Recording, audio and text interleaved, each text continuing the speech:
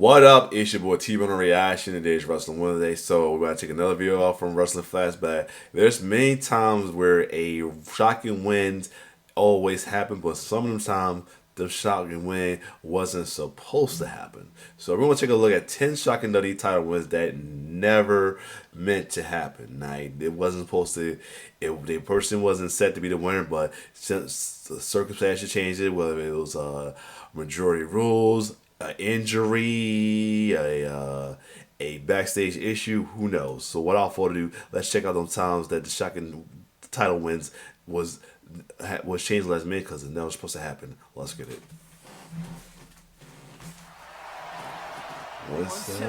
It's on.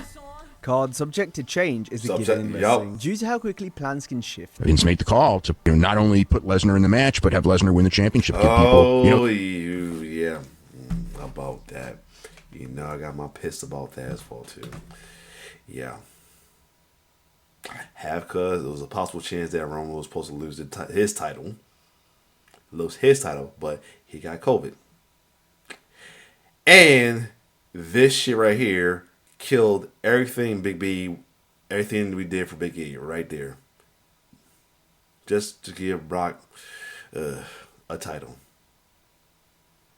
I feel like this was part of one. It killed Big E, and part of the reason we ended up getting the 1,000+ wins from Roman, because I think Roman was supposed to drop it here and win it back afterwards. His title win it back afterwards in the next preview, but yeah, let's keep going. It was something big, a title change because they weren't getting Roman Reigns, the big star on the show. Injuries and illnesses might cause a match to switch participants at the last minute, including when a title is on the line. When I got the television championship, it was because Rick Martel had forgot his boots. Oh, let me see what that was. All right, let's keep going. He forgot his boots, and he was supposed to win the championship that night. For this video, we'll be covering matches. When I got the television, weren't getting Roman Reigns, the big star on the show. Injuries and illnesses might cause a match to switch participants at the last minute, including when a title is on the line. When I got the television championship, it was because Rick Martel had forgot his boots. Wow. He forgot his boots, and he was supposed to win the championship that night. For this video, we'll be covering matches where late replacements not only emerged victorious, but also left with the championship. I wasn't even booked for the show. Somebody came up with the idea, like, hey, Brian's here. What if we put the title on Brian? And then it became what the thing was. That was never the plan. Today, we list 10 wrestlers winning titles in matches they originally weren't booked in. I would pretty much say most of the locker room at that time really thought it was the wrong move. Matter of fact, a lot of people thought he tarnished the championship. And crazy about it, some of them is from Money in the Bank. This is like some of these might be because of Money in the Bank interest. The cash-ins. Ooh. Yeah, makes you want to question them a lot there as well, too.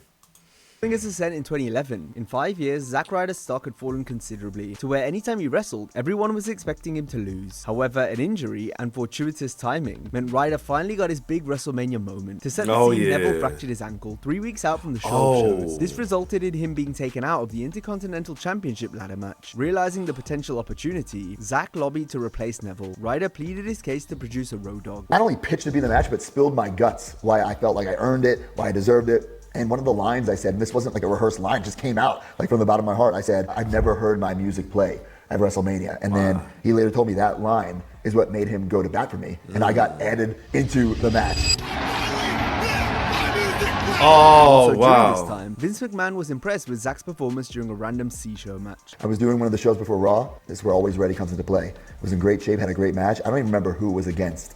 And the next day, in the production meeting before SmackDown, Vince McMahon said, why aren't we doing something with this guy? A week or two before WrestleMania, The Miz was told he would be going over, though this was changed just as quick to Ryder winning. And once this... Okay, and that probably explains why he took the belt from the Monday after. But regardless, it was good to see him have his moment, though. But still. Finally happened, it was an incredible moment as the underdog shocked everyone. Yup. It was a good moment. Zack dropped the belt the next night to Miz, which upset some fans due to how big Ryder's victory was. So that explains why that whole thing happened. It's regardless if that was the case, it still sucked that it happened like that. Finale! Zack was distracted! Miz hooks the leg! Miz is a 5-time Intercontinental Champion! Zack, however, contends that losing the title straight away only made his WrestleMania triumph more special. They wanted a surprise shock value to start the show. And luckily, I was that guy, that underdog, you know? Daniel Bryan is another who triumphed in a ladder match he wasn't originally scheduled to win. Okay. Can you get it? You gotta be kidding me!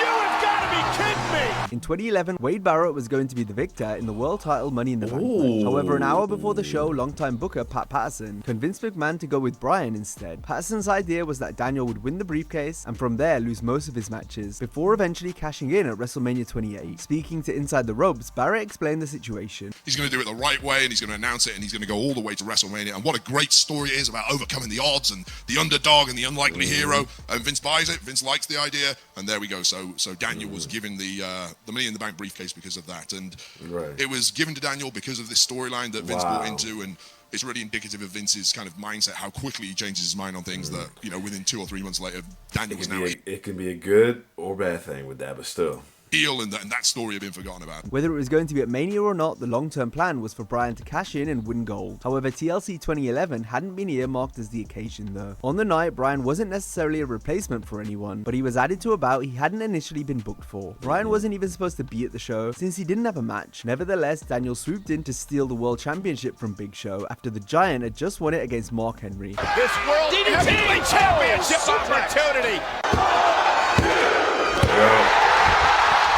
Henry was hurt at the time, so the company wanted to get the belt off him in case his injury got worse, though he kept working for the next few months while feuding with Daniel. Bryan told the whole story on an episode of Unscripted with Josh Mansour. I wasn't even booked for the show, but they had me do an autograph signing at a Walmart in the Baltimore area, and Bree was at the show, and so we were dating at the time. Somebody came up with the idea, like, "Hey, Bryan's here.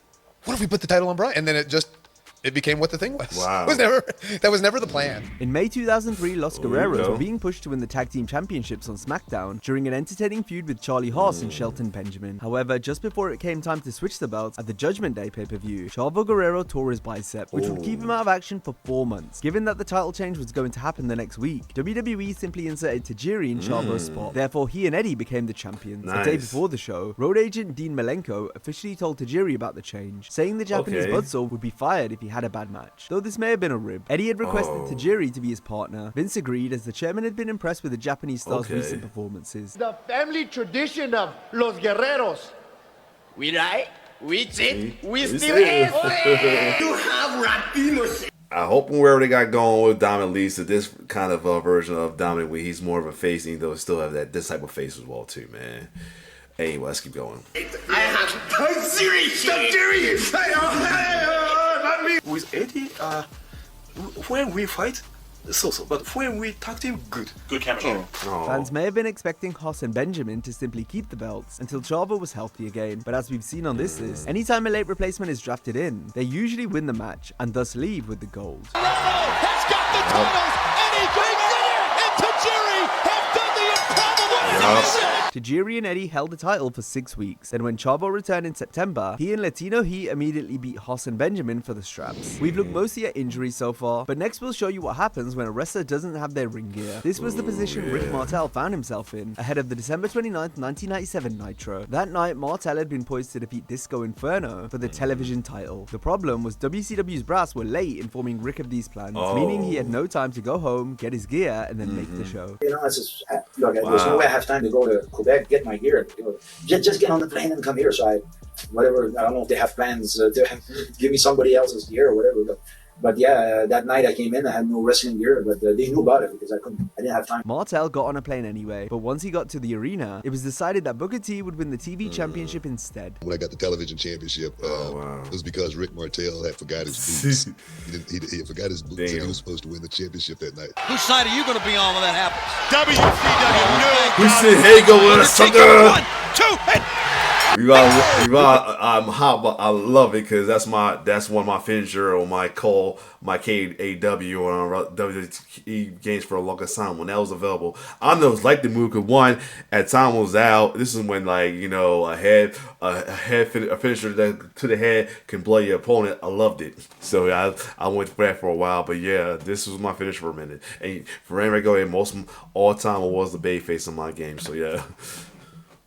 Eventually pinned Book for the strap a month later, but had to drop the belt back again the next week because Martel suffered an injury in their match at Super Bowl 98. Rick was supposed to defeat Booker and then defend the title against Perry Saturn straight away. However, mid-match, Rick tore ligaments in his knee, meaning he was too hurt to continue and subsequently wrestle immediately after. So it's a small ring, so you should just do one step and right away. So he goes 2-step and he throws me.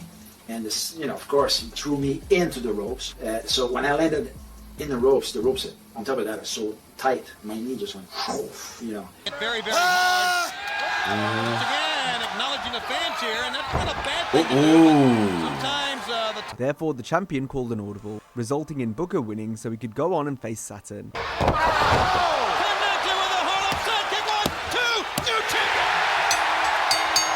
Originally, Martel was meant to retain against Perry as well, but because of the injury, Booker T again won the television championship when he wasn't supposed to. Standing on his feet, Nice. sidekick, that knocked him down. It was unfortunate for Rick Mattel, but fortunate for Booker, man. And that's who Booker being the superstar he was later down the line. Let's take a break from injury to look at a cruel storyline reason for a late title switch. This occurred at Unforgiven 2008. I remember that from Jericho Jesus. Defend his World Heavyweight title in a championship scramble match. On the pay-per-view, the champ was punted in the head by Randy Orton, which took Punk out of the match. Oh my God! Oh my good Lord! Oh my God! Now, Orton, that right there! This wasn't told to Punk until the day of the show. McMahon decided the hot feud between Chris Jericho and Shawn Michaels needed the World Championship. As such, at Unforgiven, Jericho took Punk's place and the title.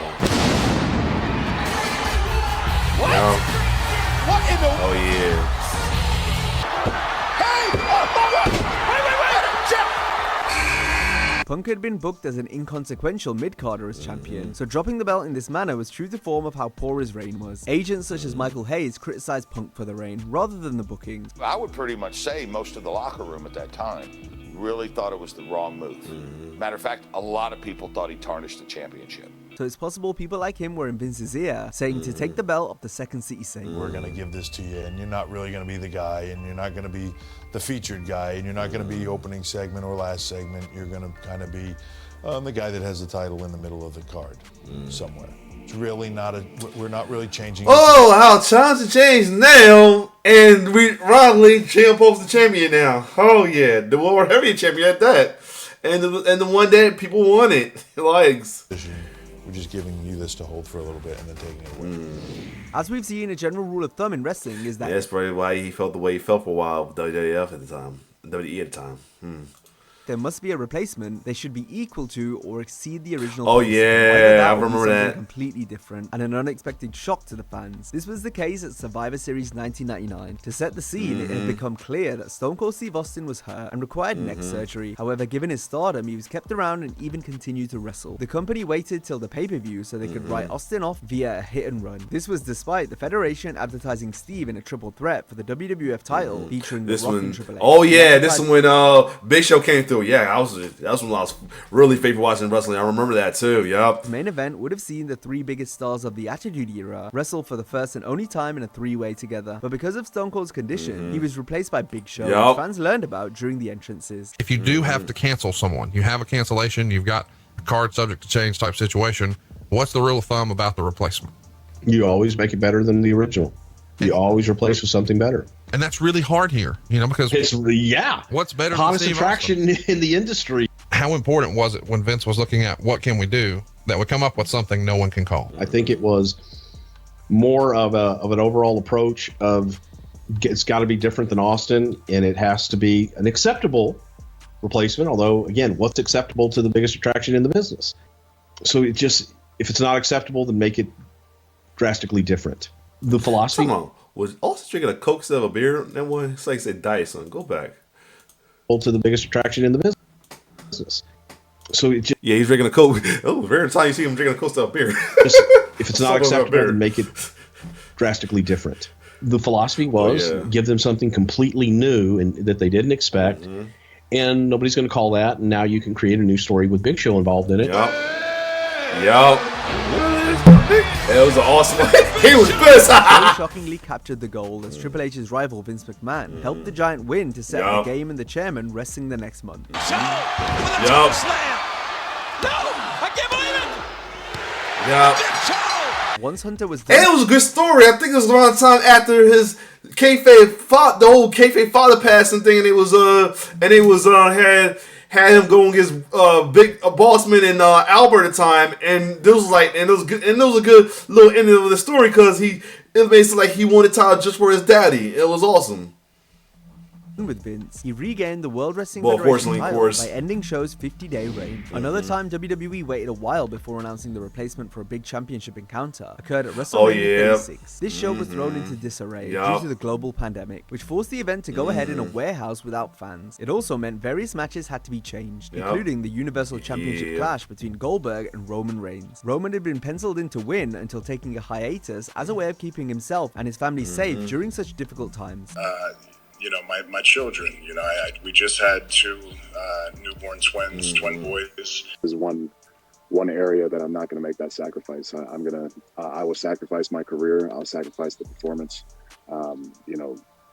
I'll sacrifice the audience if I have to protect my family. I'll quit. I will hang up the boots. Yeah, I remember that commercial backing too. Out of Mania had been speculated for weeks before WWE finally announced Braun Strowman as Roman's substitute a day before the show aired. Keep in mind the event was broadcast on an 8-day tape delay, so an earlier announcement could have easily been made. However, Strowman defeated Goldberg for the Universal title in quick fashion. Emphatic running power slam. And I was okay with it. I was okay with it because Braun Strowman had been trying to get a title for a minute and he never got it at the time. So in the time, and even better, he was a babyface to do it, and it was a perfect time to do it as well too. And then they had that feud with him and Bray. It was pretty cool, but still good matchup. People didn't like it so much, but still. Slam! Here's the cover! Up for the leg! And after 4! Braun spoke about the match during an interview with Chris Van Vliet, in which the Monster Among Men noted how Goldberg pushed for Braun to destroy him. So, unfortunate circumstances with everything going on with the pandemic and what happened, he wanted me. So he picked me. Oh, he picked him, okay. And pass that torch. Nice. He said, I can count on one hand how many people that I would do this for. And I still have 3 fingers left. When Reigns returned that summer, he was instantly given the belt. Yeah. And we know what happened. What happened with that? This is when the start of the heel chop cheek gimmick. Yep. Dark cloud in wrestling, mainly because of the wrestling fans, especially in some of the groups I was in. Feuding with Strowman. Roman felt the effects of the pandemic at the start of 2022. The Universal Champ had been scheduled to defend his belt against Brock Lesnar at the Day 1 event. That was until Reigns had to pull out of the show due to illness. To counteract this, WWE inserted Brock into the WWE Championship 4-Way, a bout in which Seth Rollins was speculated to be the winner. However, because Lesnar was involved... he's going to have Seth win down the belt. Oh, Lord. The company decided he should get the win to set up a winner. So they was pinning on... dropping the belt, Biggie dropped the belt, then see, that's messed up. Called Champion vs. Champion showdown against Roman at WrestleMania 38. Vince made the call to not only put Lesnar in the match, but have Lesnar win the championship, give people, something big, a title change because they weren't getting Roman Reigns, the big star on the show. So Roman Reigns and Brock Lesnar are the 2 biggest stars in the company, and nobody else is competitive with them. So they just destroy everyone, and that's that, leading to their big match. And an F5 first! Poor Big E. It's not known for certain what the original plan for the WWE title was, since the rumored winner Seth ended up wrestling the returning Cody Rhodes at Mania. Our final 2 entries feature the Ultimate Opportunist, Edge. This is a fitting nickname, given how often he's... Hold on a second. I'm back. Let's keep going. Title opportunities over the years, so much so that Edge has been scripted to win numerous titles after real injuries have occurred. In May 2007, Mr. Kennedy was scheduled to defeat a legitimately hurt Undertaker for the World Heavyweight Championship. Right before this could happen, Kennedy himself came down with an injury, which would apparently keep him out indefinitely, but he only ended up missing 8 weeks. What we're going to do is we're going to have him in this cage match. He's going to barely squeak out alive. Then somebody else is going to come out, beat him up some more, and then you're going to come out and cash in your Money in the Bank briefcase. You're going to be the new champion. Then the next time I took a bump, boom, I feel something pop in my triceps. Steph calls my phone. She says, you tore your triceps off the bone. You're going to be out for 8 or 9 months. Unfortunately, we still need to get that title off of Taker. Edge challenged me for my briefcase. He came out and jumped me before the match, rolled me in the ring, rang the bell, ding, ding, ding. Spear, 1, 2, 3. Look at this! Oh, wait a minute! Ray said that you... No, you got... No, wait a minute! It's over! I I gave it to him, and then the next day I flew down to Birmingham, Alabama. They did another MRI. For sure, it was just like some blood vessels that had popped in my arm. So I was out 5 or 6 weeks. That sick piranha. Wow. He's a piranha that could be our next world champion. Not this way. Not this way, yeah. A year and a half later, Edge seized another title opportunity at the 11th hour, but this time the storyline was way more convoluted. Previously, the Rated R Superstar had been written off TV by The Undertaker at SummerSlam 2008. This meant the WWE title picture on SmackDown consisted of the champion Triple H, the red-hot Jeff Hardy, and Vladimir Kozlov. A triple threat had been penciled in for Survivor Series, but on the day of the show, it was revealed on WWE.com that Jeff had been found unconscious in a hotel. This was a controversial angle given Hardy's past substance issues. Plus, the way this was reported by WWE had fans initially thinking it was legit. Jeff's absence now meant the game had to work Kozlov in a singles match, a bout that had been stinking out arenas on the house show circuit. The rumor was that the match was supposed to be a singles match with Kozlov challenging Triple H, but the matches that they had at house shows prior was so bad they made it a 3-way. Could this be true? Those matches sucked. At the pay-per-view, Hunter sogged it out with Vladimir for 12 minutes, before Vicky Guerrero added her returning husband to the mix. Ladies and gentlemen, he's here! He's here! If that was Hardy, yeah, that was Hardy. Yeah. The Rated R Superstar would pick up the victory thanks to an inadvertent chair shot on Triple H by interfering Jeff Hardy.